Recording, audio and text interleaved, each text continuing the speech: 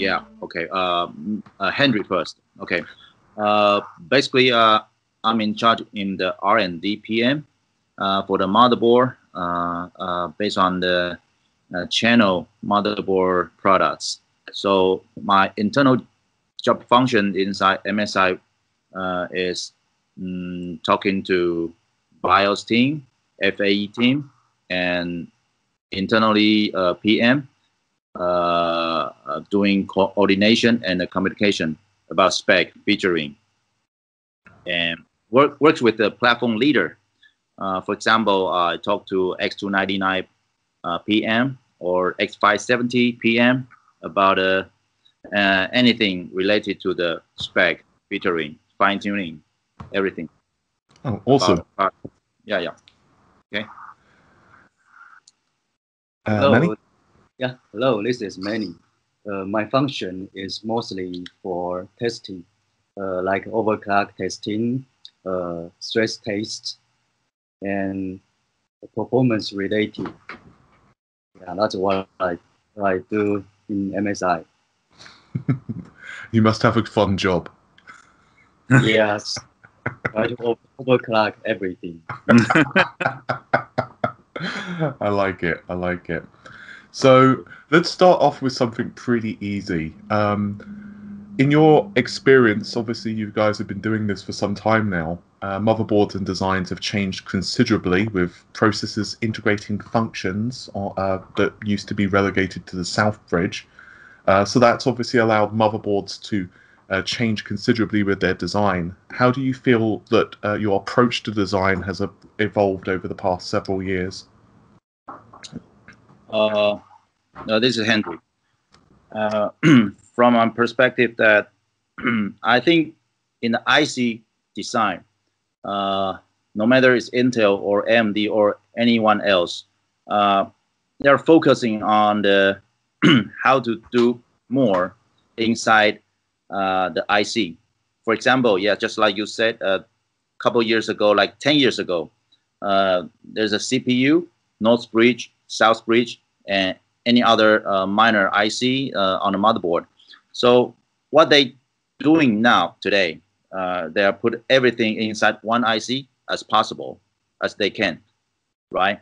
For example, the memory controller, it used to be outside of the CPU, but right now everybody put it inside the CPU. Intel, AMD, you already know. And for the another example, the clock generator. It used to be the external one, but right now Intel put it inside a chipset, so we call it internal clock gen. AMD as well. So they are doing something big to, make a integration to minimize the IC, but with the better function and the featuring. So for motherboard maker, I think they're helping us to cost saving. But on the other hand, if motherboard maker wants to put more new features that the controller they don't have, then we have to pay by ourselves. So that's a double side job. Okay, but for the designer on the motherboard, it will it looks like less flexibility to generate features based on the IC. For example, we cannot we cannot push Intel or AMD to to support something new into their IC, because they are the owner of the IC. So we have to figure out by ourselves. So I think it's like a cost game. It's a game on the coast. So yeah, that's my statement for the month.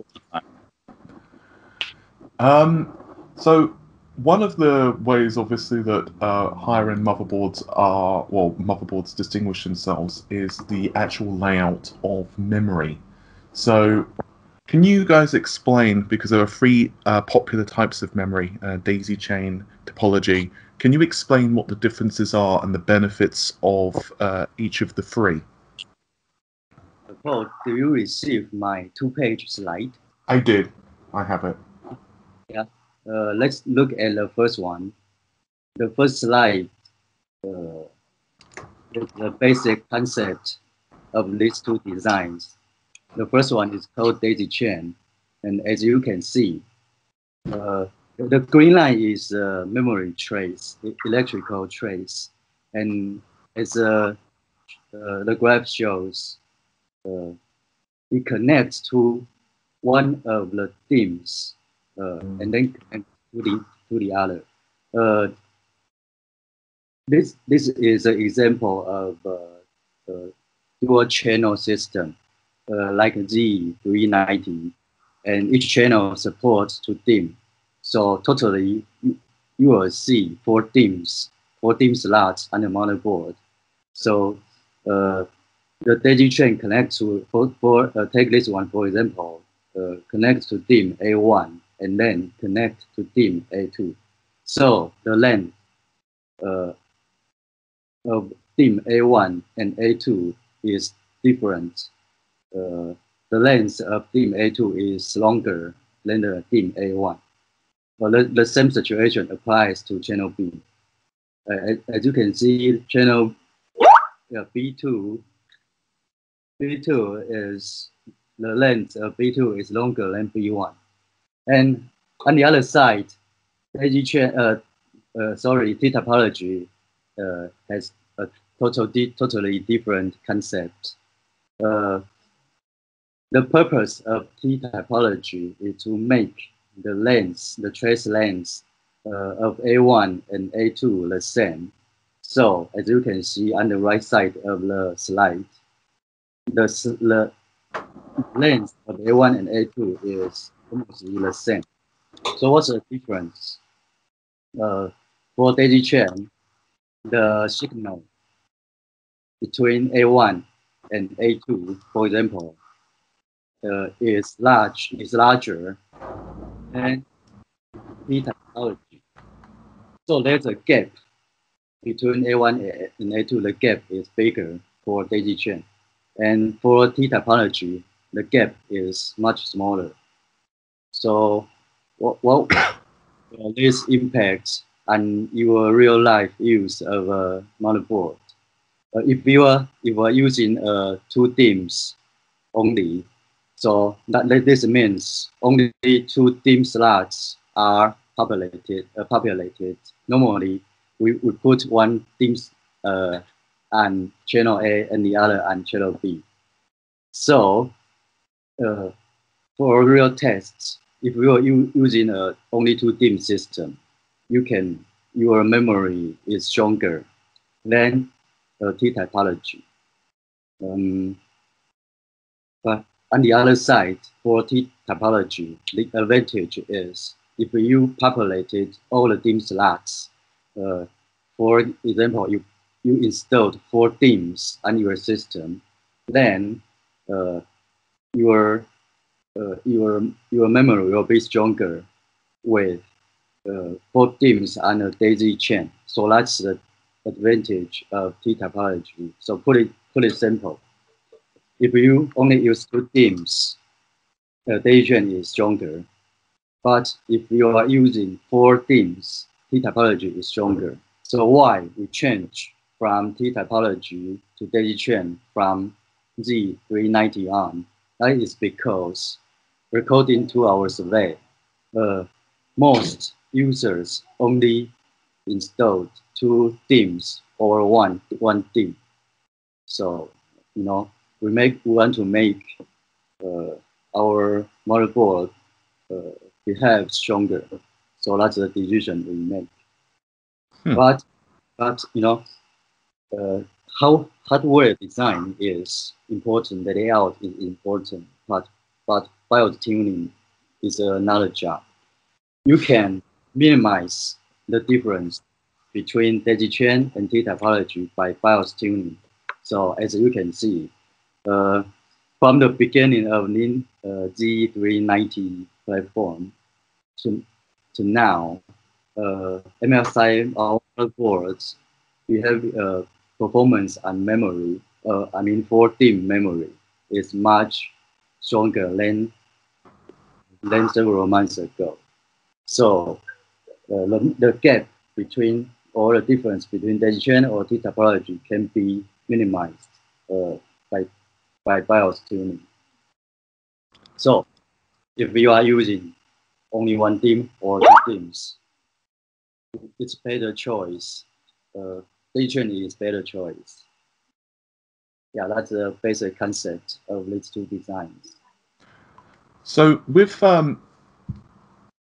would you say that BIOS optimizations are just as important then when it comes to the tweaks that you've been implementing recently? Because I have noticed that MSI have really been pushing BIOS updates recently, particularly for the well, actually for all of your motherboard platforms. It seems that there's a lot more features. Is that something you guys have been working on internally?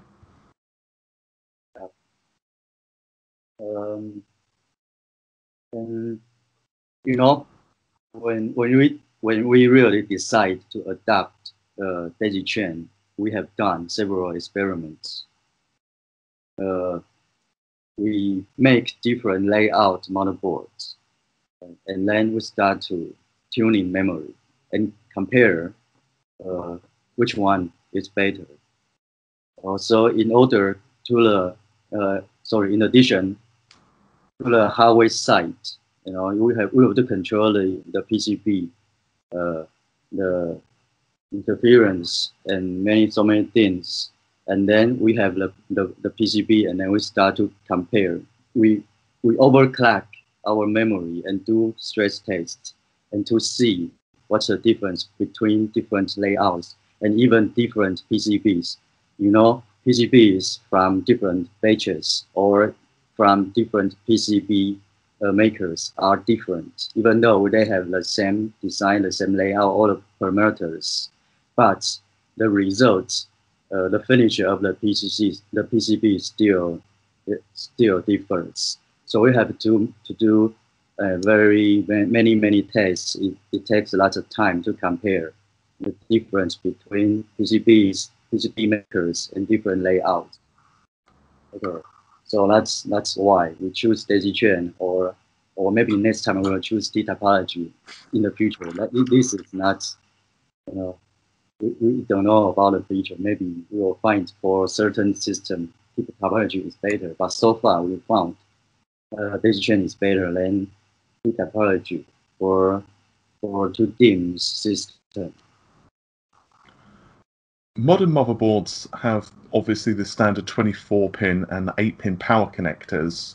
Most HEDT, so Threadripper, for example, X299, X399, they often have that second 8-pin EPS connector.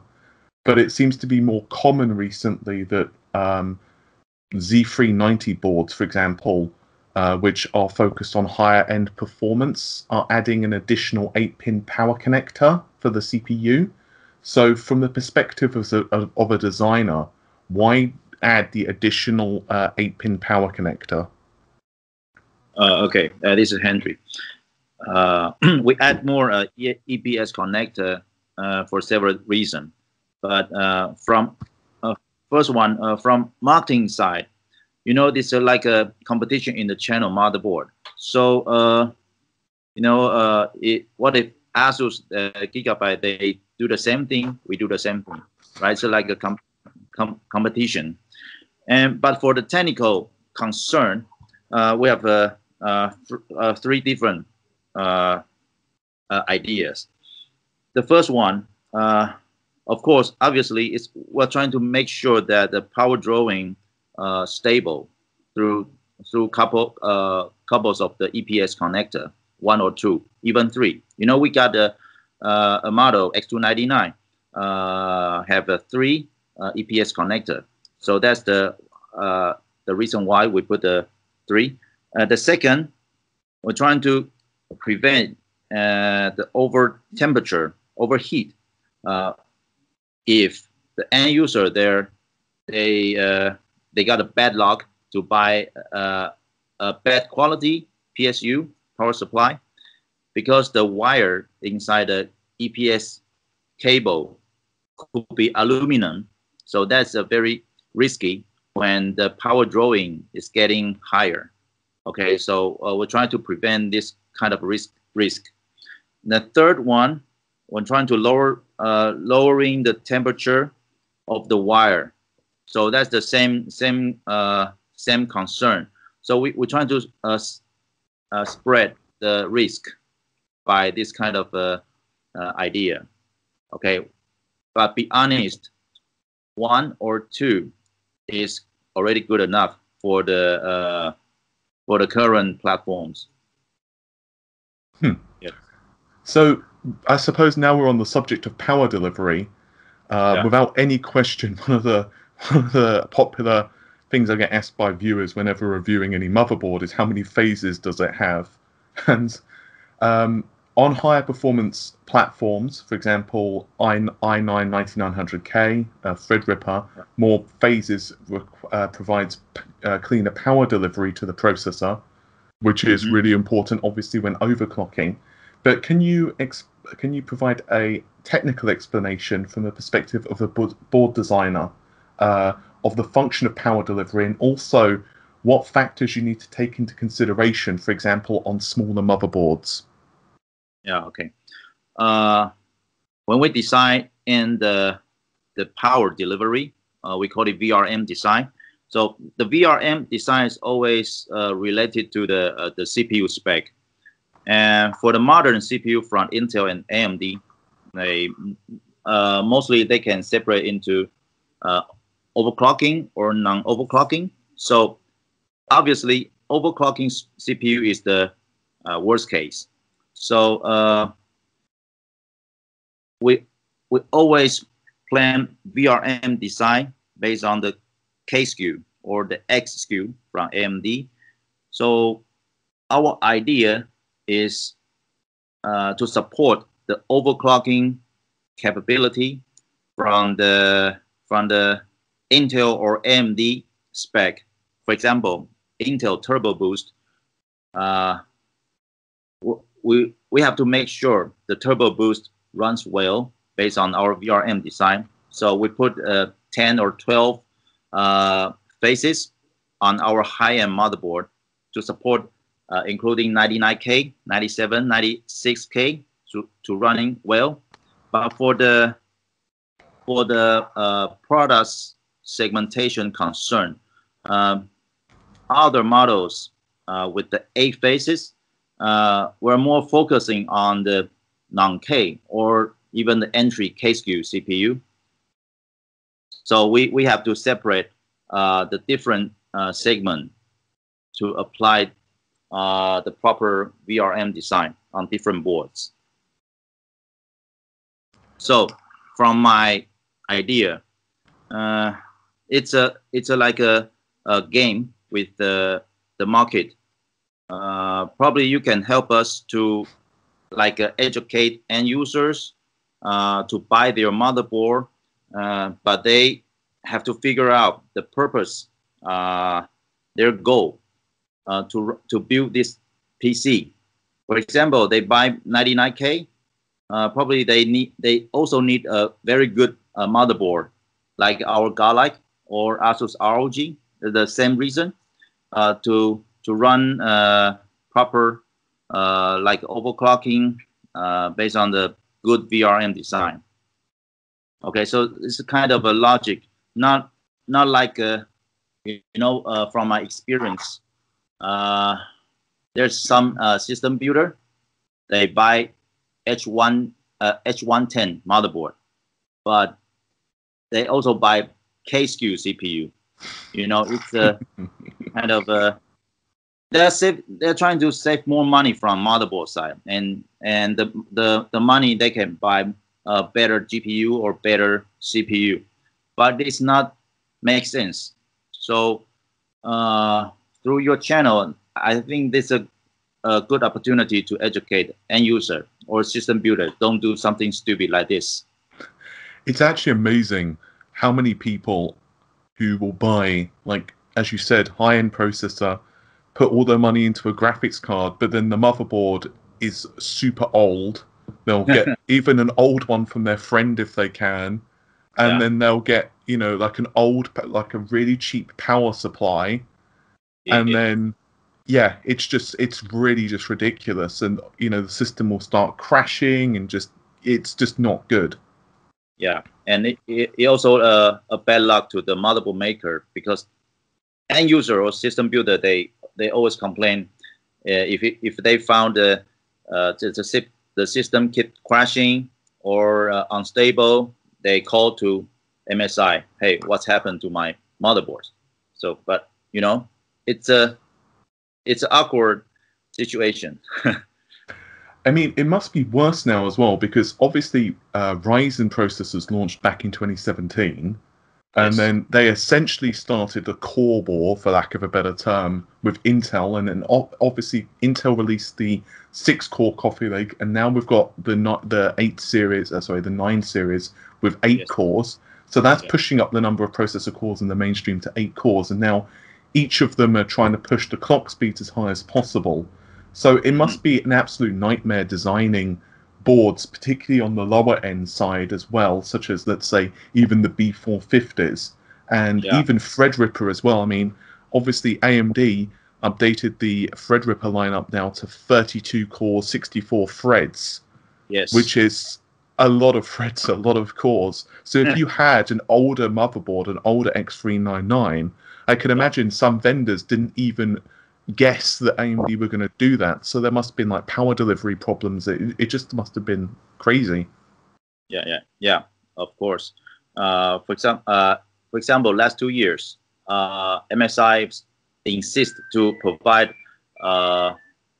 more than enough VRM design to on the entry level motherboard.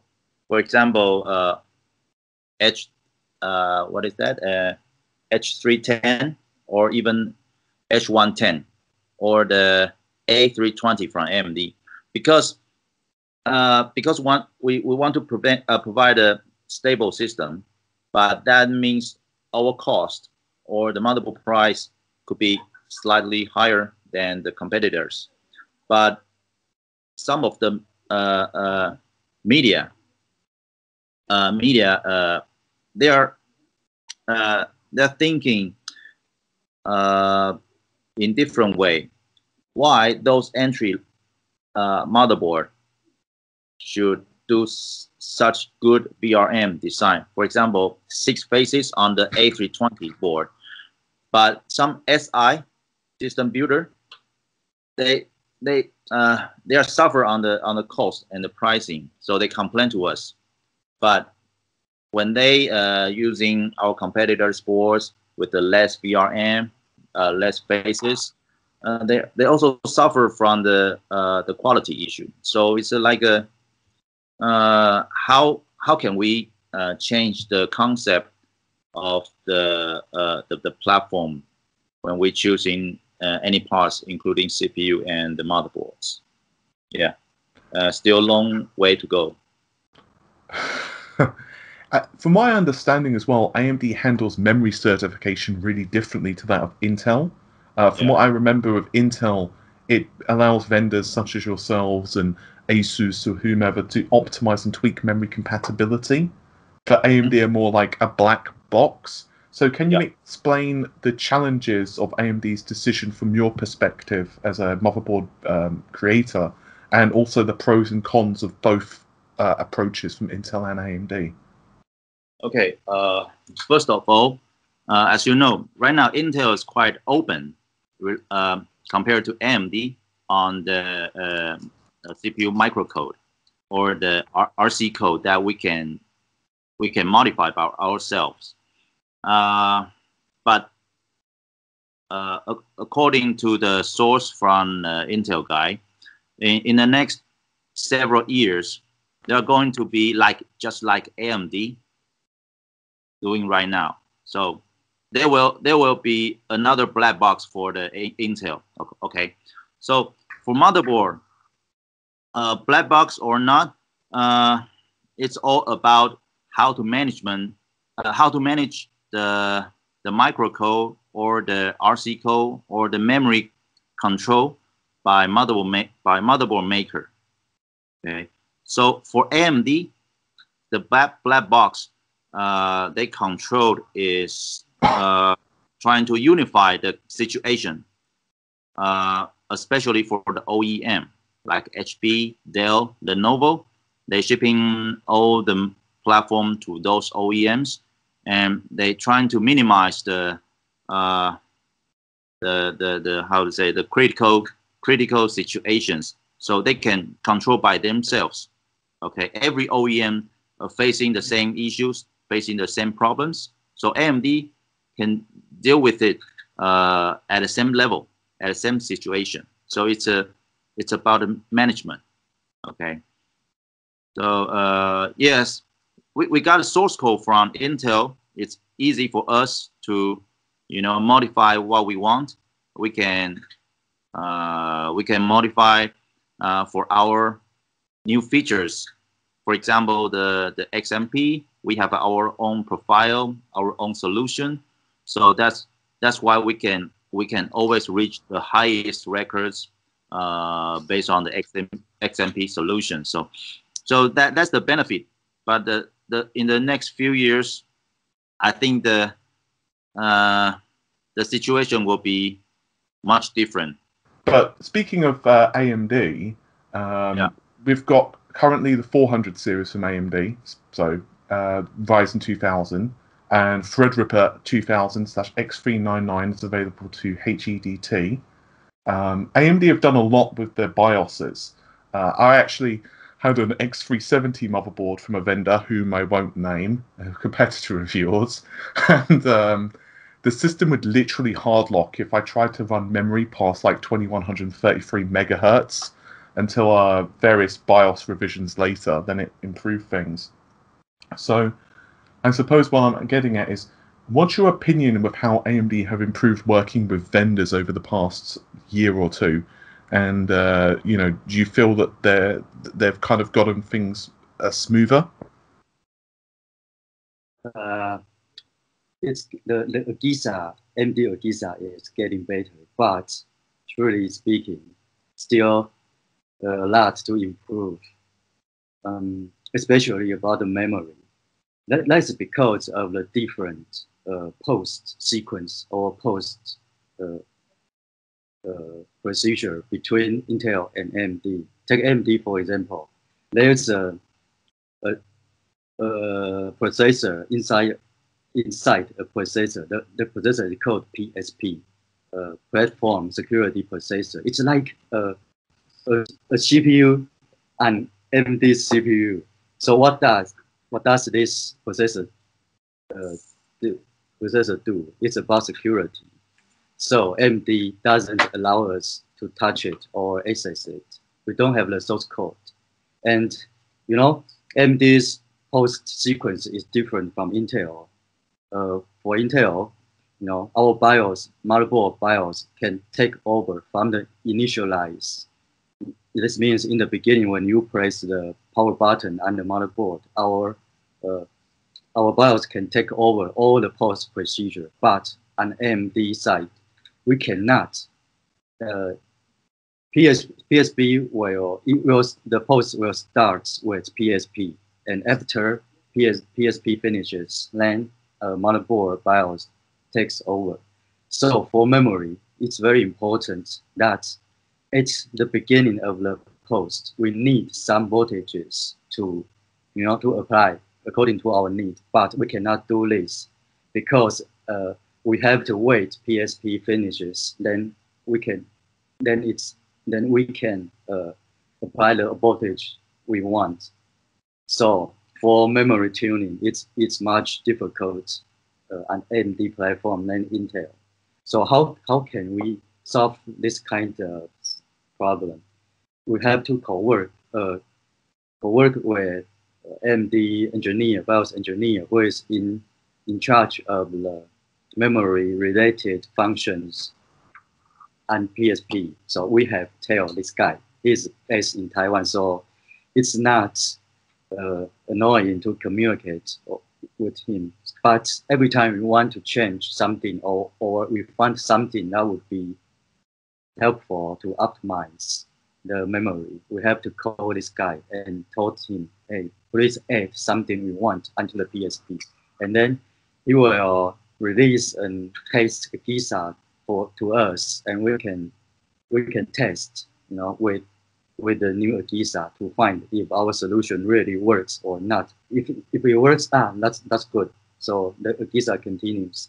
But if something wrong after our test, we have to look at the problem and solve it, and then call this guy to help implement the function we want into the PSP.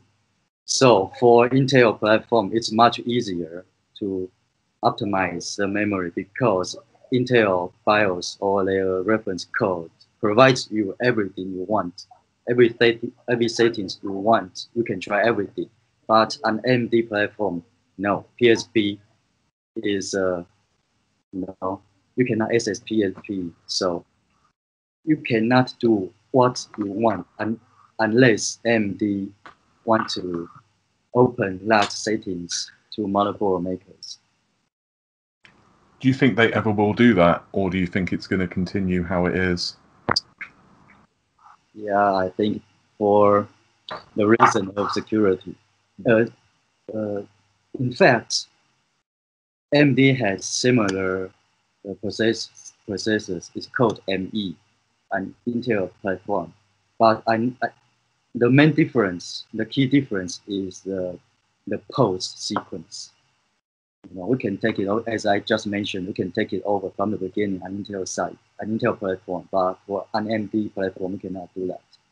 So it's more challenging for us to tune memory. Okay, so let's say that someone listening here is a budding motherboard designer who wants to become an engineer and possibly even work for MSI in the future, who knows? Can you go through the basics of the basic process of how you go about designing and readying for a new product launch? So let's say, for example, we can take the original Ryzen or Coffee Lake. What steps do you go working with AMD or Intel, and how does that kind of come together? How does the motherboard come together? Okay. When we got the update about the new platform, for example, Coffee Lake, the first step is we meet each other with the Intel guy. Okay, so they will send a team, a crew to MSI. We're doing like a 4 hours briefing, you know, like a dashboard, the schedule, the roadmap, design guy, and show their spec, their wishes, and then we set up our resources, including the hardware, software, and BIOS team, engineer, everybody set together, and we go to a seminar or the workshop internally in the Intel. So we will have several event in a close event with Intel to make sure the schematic, the routing, the layout, and also the signal and testing, everything with Intel guy. So very close. So we start to running our schematic design. For example, the motherboard placement to put everything, the component on the position, and also we get the BIOS code from AMI. Then we do our BIOS porting, and the very important key stage is the pilot run.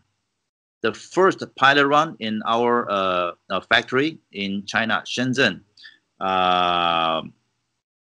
We are very how to say, it's very important to us because that is the first time to decide if the system bring up or not.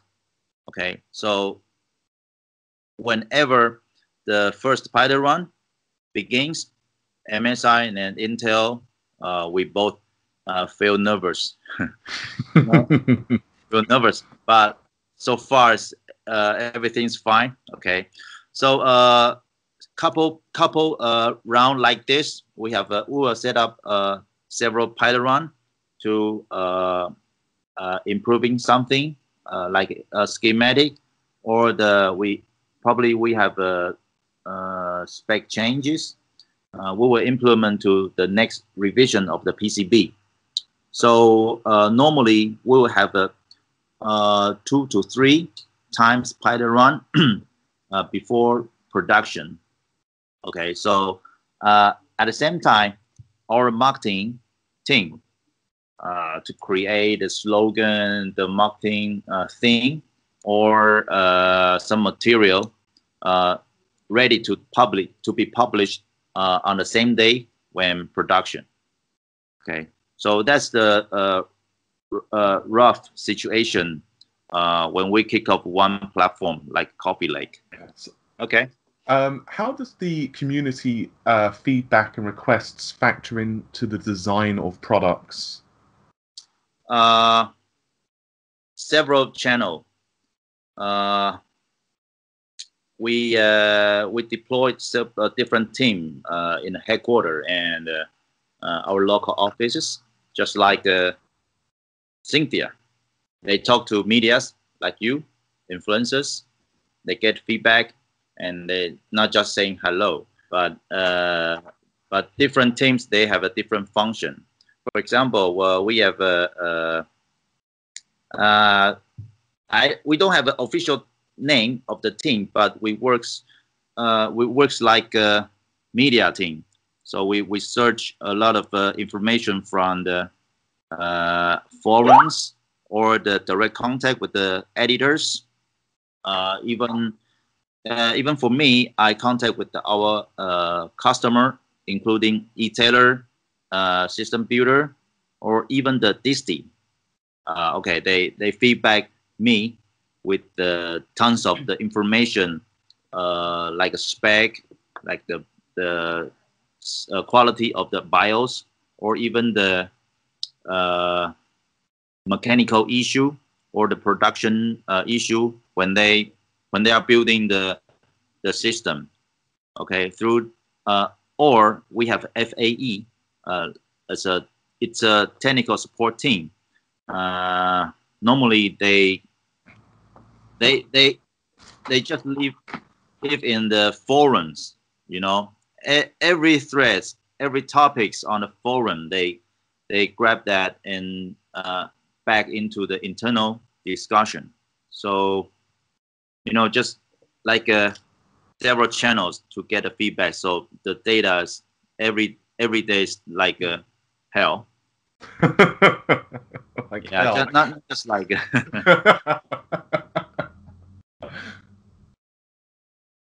Oh, yeah. I also wish that I expect you can get the issue and feedback to me and Manny that, you know, you are like our source. Well, actually, I'm going to be working with Cynthia and to kind of put out a video asking people what they want in a motherboard, like what the criteria they're looking for when purchasing, what are their, you know, their pet peeves, what are their grievances. But that's something I'm going to be probably working on in probably from next week. But actually, speaking of things that people look for in a motherboard, dedicated sound cards are nowhere near as common as they were back in the late 90s and even early 2000s, because obviously onboard sound and audio has improved significantly. With MSI, you have like Nahimic as well, Nahimic audio, which is pretty damn cool. And you also go through steps to isolate the audio components on the motherboard as well. So does higher quality audio have significant challenges on boards? Not really, because if you carefully aware that all the major motherboard maker like MSI, ASUS, Gigabyte, we're using the same audio codec, but what's the difference between us is first one, like you said, Nahimic. It's a software solution to generate better audio experience for the end users. But the second one is about the amplifier. Amplifier in 1 or 2 years ago is quite a hot topic between in this market. But right now, audio for us, especially for the motherboard maker, from Realtek is already, I would say, good enough for the PC users. Because from our study, PC users, if they prefer to have better quality audio, they will buy a discrete audio card themselves. Not just they just cannot be satisfied with the onboard audio codec. That is not good enough for them. Okay, so for motherboard maker, we just make sure we have a stable quality on the codec and good layout of the motherboard for them to install discrete audio card if they want. Yeah. With backwards compatible. Sorry. Oh, sorry, I have a question. Okay. Do you think many people care about the audio of a motherboard? Because sound or audio is very subjective. Everyone thinks different about the same audio design. So do you think so far or currently still many people care about audio or sound quality of a motherboard? I think I do know that in a couple of the reviews that I've done for different manufacturers, people have liked the fact that I've given audio samples or given a kind of a right mark audio analysis of the quality of the audio. But I think you've got two groups of people. I think you've got those who really want good audio because they just will never upgrade, or perhaps they just don't want a dedicated sound card. And then you've got people who just don't really care. They just want a motherboard, and that's about it.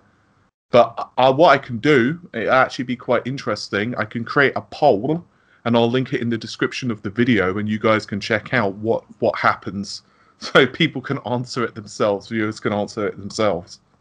Yeah. And it's really difficult to tell, which audio codec or audio design is better. I mean, which motherboard is better, because you have some software or tool to test it, like IMAA you mentioned, and someone will look at something like DPC latency. They will see the latency of your motherboard and judge or review that your audio is good or not. But sound is subjective, so it's really very difficult for us to know. Someone says. The other problem with right mark audio analysis as well is it's also subjective to little things like the quality of the cables that you're using. So if you're using crappy quality cables, or you've got a small issue with your headset, that can also, I mean, a good pair of speakers can make more difference than the sound card, quite honestly. Yeah, agree. So it's one of those things where if people are plowing in a lot of money into the system, like I have friends who spend $3,000, $4,000, $5,000, $6,000 on their computer. One guy who I'm friends with, he might actually be watching this video, funnily enough, but he bought two RTX 2080 Ti's.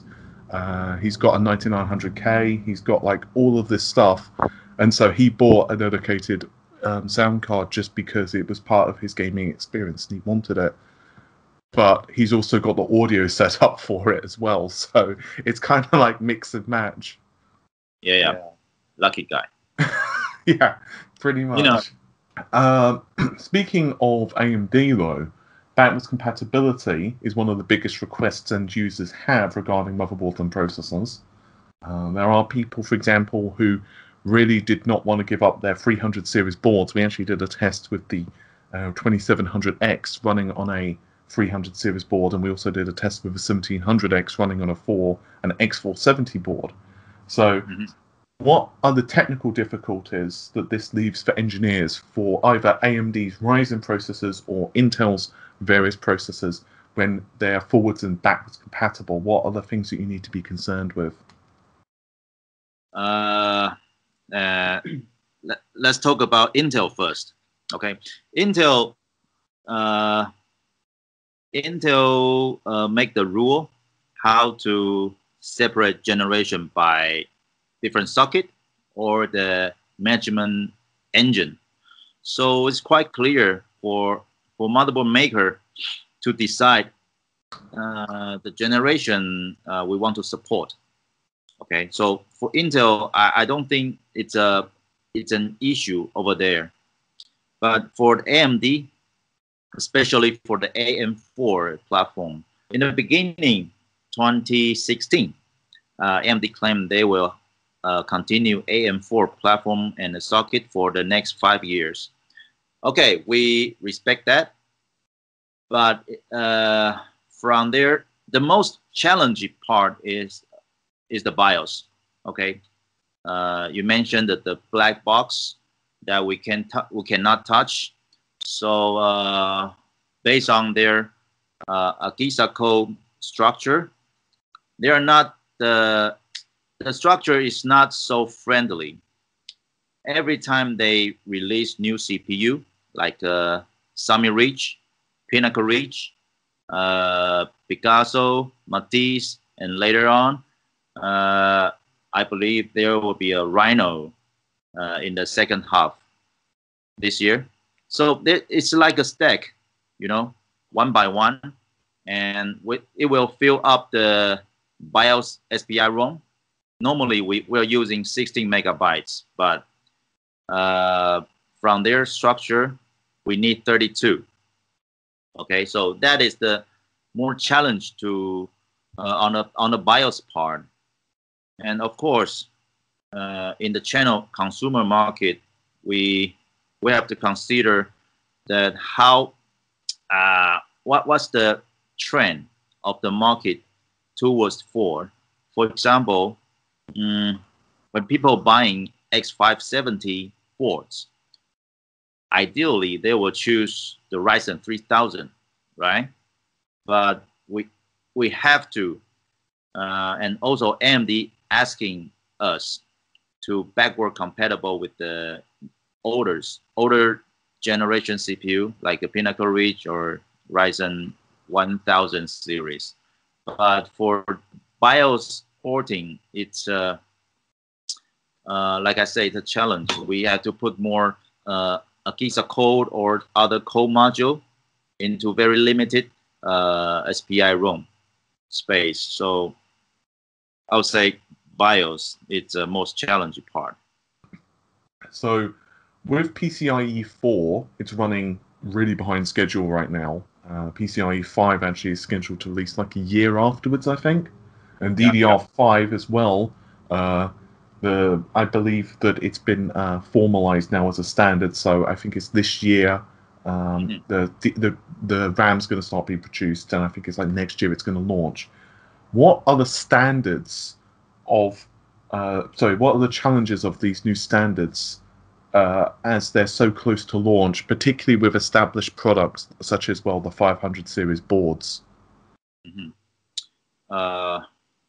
mean the challenges? Yes. So of so many things coming in together with like already established ecosystems. For example, with the 500 series boards, we know they're PCIe 4, but obviously they're not DDR5 from what we understand. So how is that going to work? Like having all of these different standards, what's the challenges for a motherboard designer as the industry is evolving so quickly? Okay, the real situation right now on the about PCIe Gen 4, okay, Generation 4 is AMD they want to be the number one to have it on the X570. For motherboard maker, we follow the spec.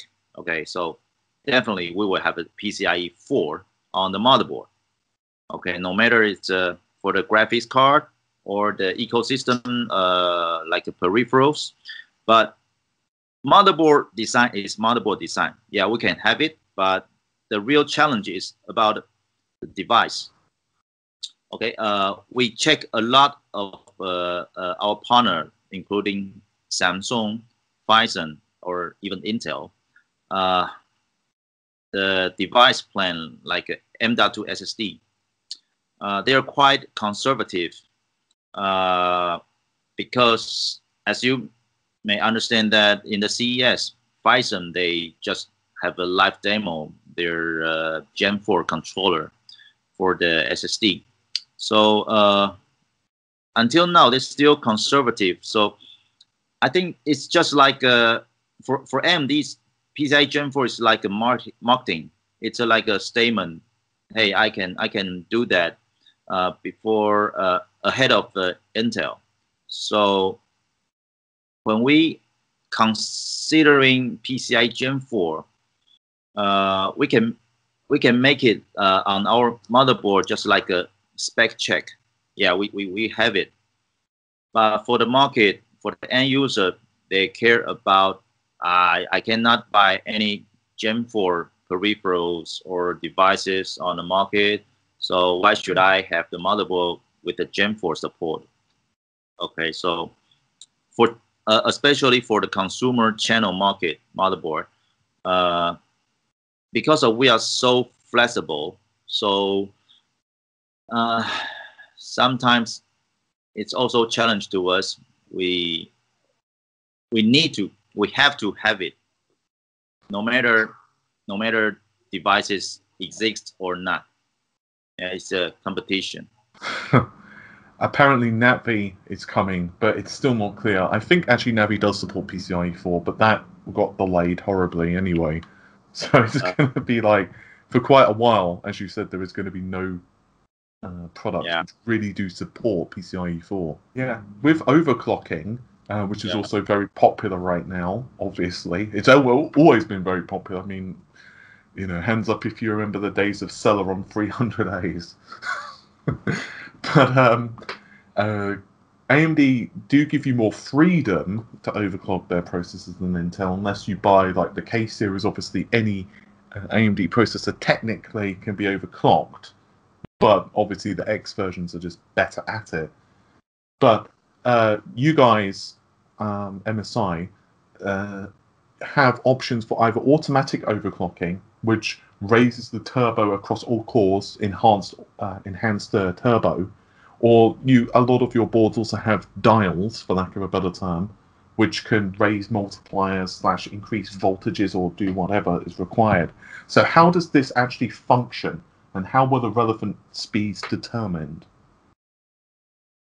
We call it game boosts on our board. Yes. And on high-end boards like Garlic or Ace, we have a dial on the board. And for mid or mainstream or entry level, we have the same game boost name, but it's inside the BIOS. You have to go into BIOS to overclock. Then for the dial, for the dial, we have 7 options for overclock. That is 7 OC overclock profiles for CPUs. And how does the profile come? Yeah, in the beginning, you know, before Intel or AMD launches new processors, we always got engineering samples. The quantity may be different It ranges from maybe 20, 50, or 100 or 200 pieces of samples. And when we receive these engineering sample processors, the first thing we do is binning. We have a guy binning all the CPUs.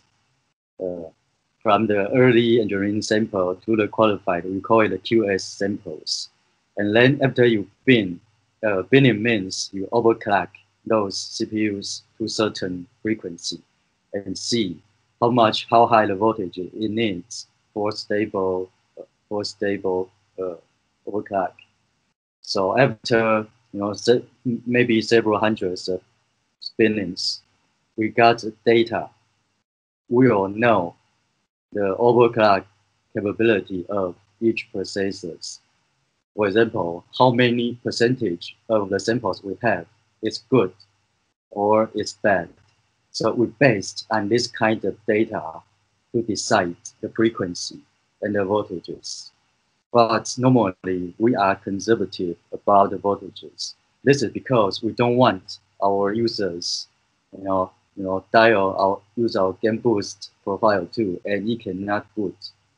So normally we will have a little bit higher voltages than it actually needs. For example, for these processors, you need 1.3 to achieve 5 gigahertz.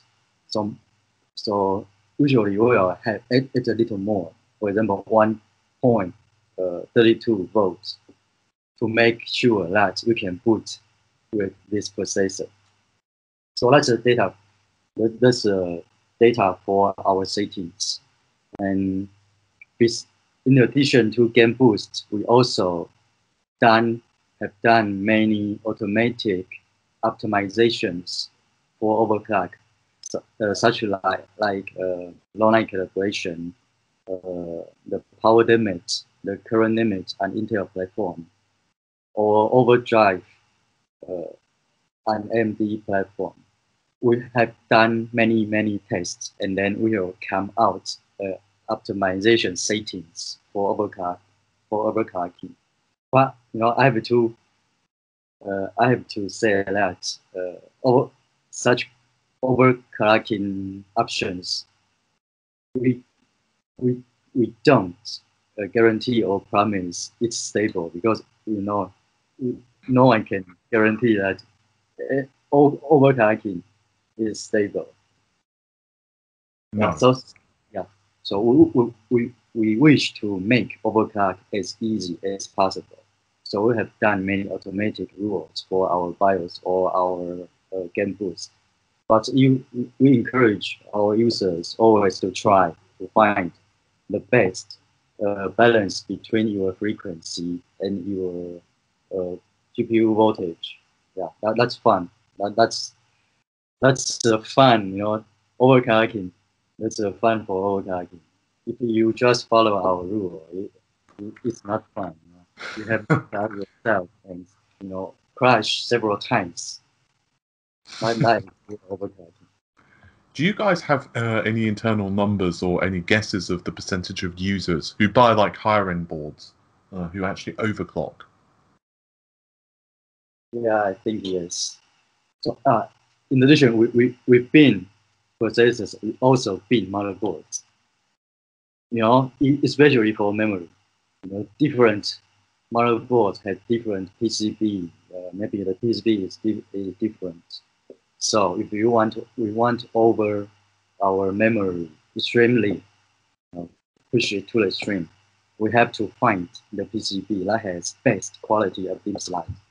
So we say we overclock everything, we bin everything from CPU processor, memories, and also motherboard. All right, guys. I think we've been talking for quite a while, so I'm going to ask one final question, but it's a very simple one. What is your favorite thing about your job? My favorite? Okay. You can choose two, but it can be one. It's up to you entirely. I would say learning new technology information. Be honest, I do, because or I also enjoy talking to different person. Yeah, because be honest, in Taiwan, in the office, we work 8 or 9 hours a day. It's like a routine office life. But for me, I think I would like to expand more views outside of the office. So I enjoy to learn something new about the technology, IT technology. Yeah. For me, we always have the newest stuff, new processors, new VGA cards, or even new PCIe Gen 4 SSDs in the future. It's really very fun to try and to see how these new stuff goes. How is the 16 core processors perform? How about the 32 cores processor performs? How the new 2080 Ti video cards performs? That's really fun. It is. I think even as a reviewer, one of my favorite parts, like I have to admit, there are something I dislike. Like video editing is like the curse of humanity to me. But Okay. like if someone asks me what do you hate about your job, emails and video editing, they take up way too much time. But I really enjoy, as you said, talking to people, like whether it's viewers or folks such as yourselves in the industry, and I absolutely love playing around with technology, and it's just so fun. There was just like the first time I tried out Threadripper and just looking at all of those threads attack like Cinebench. I have to admit I ran it like several times in a row just because of the glee of watching like 64 threads tear apart the Cinebench. It's just so silly. Yeah, but it was so fun. I can imagine that. We have a lot of people like you here. It's really impressive seeing Cinebench running 32 threads.